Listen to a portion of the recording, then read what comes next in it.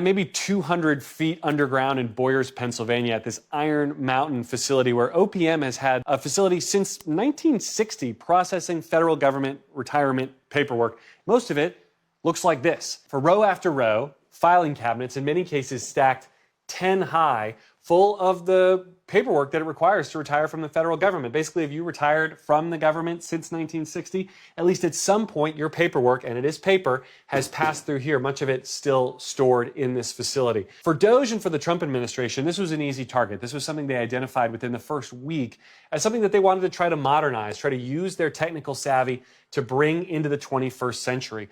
Tasked with that is a man named Joe Gebbia, who is one of the co-founders of Airbnb, who is trying to turn what you see here into something he describes as more of a Apple Store-like experience for retirees and even for the folks who work here. The tools that are used are the equivalent of a digital Stone Age. I would rather file my taxes in the dark. Picture this, there's 200 pages of FAQs. There's an online training seminar you have to go through. There's 100 HR systems that don't talk to each other in the government.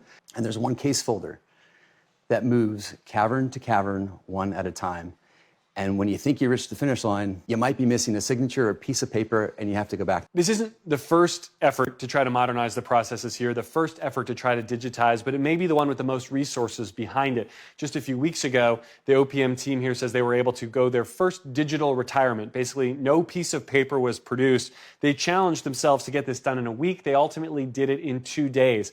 It's a proof of concept for that team, and I think also for the Trump administration, that what they are doing is not inherently political in the sense that it doesn't necessarily have to be controversial, and that DOGE doesn't necessarily just mean cuts. It can mean the kind of modernization that they initially talked about at the launch.